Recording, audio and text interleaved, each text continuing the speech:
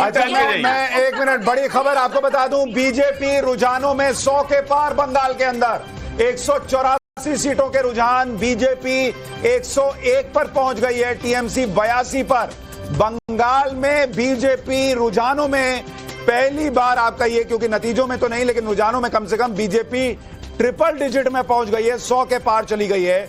BJP का जो highest score रहा है बंगाल के अंदर वो पिछली बार 77 सीटों का था, इस बार बीजेपी 100 के पार चली गई है।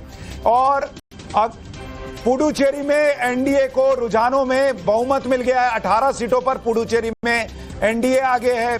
केरलम में 60 पर एलडीएफ आगे, और यूडीएफ जो है वो 56 पर आगे, यानी लेफ्ट की सरकार की वापसी हो सकती है वहां पर। तमिलनाडु में डीएमके गठबंधन 47 पर आगे, एआईएडीएमके 20, यानी डीएमके गठबंधन वापसी कर सकता है तमिलनाडु में।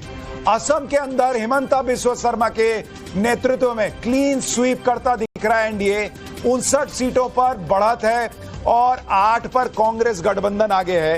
ये पूरी जो तस्वीर दिख रही है उसमें बंगाल सबसे बड़ा राज्य, जहां पर सबकी नजर थी कि वहां पर क्या होगा, वहां पर बीजेपी 105 पहुंचना, आपको क्या लग रहा है शेखर अय्यर कि क्या ये अर्ली है या ये रुझान जो है वो कंटिन्यू हो सकते हैं?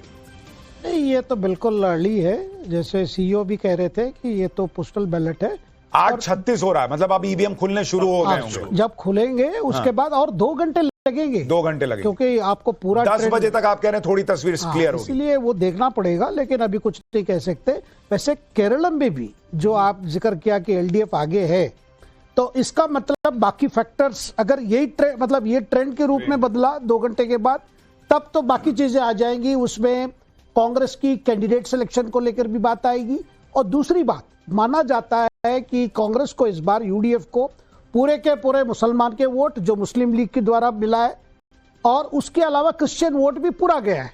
लेकिन जो पहले से एक ही लग रहा था कि क्योंकि नॉर्थ केरलम में पूरी मुस्लिम वोट यूडीएफ पे लग गया, इसलिए दक्षिण केरलम में, यानी सेंट्रल केरलम में और साउथ केरलम में क्रिश्चियन वोट में एक प्रकार से ये हो, क्योंकि उधर अगर ज्यादा ये हो जाता है, क्योंकि देखिए केरल में केवल हिंदू मुसलमान की बात नहीं है, वहां पे क्रिश्चियन फैक्टर भी बड़ी फैक्टर है। तो अगर क्रिश्चियन फैक्टर हमेशा कांग्रेस के साथ रहती है, अगर मुस्लिम फैक्टर कांग्रेस के लिए बढ़ती है, ज्यादा इंपॉर्टेंस गेन कर रही है, तब जो कांग्रेस की जो बेस है वो क्रिश्चियन वोट में ज्यादा है, वहां भी थोड़ा होता है भाई हम क्यों फिर एलडीएफ के में भी जा सकते हैं। और जो हिंदू वोट है वो तो अभी इस बार इस चुनाव में आप देखेंगे तीनों उसमें दावेदार है, तो कांग्रेस भी है, यूडीएफ यानी कांग्रेस भी है, लेफ्ट भी है और बीजेपी भी है।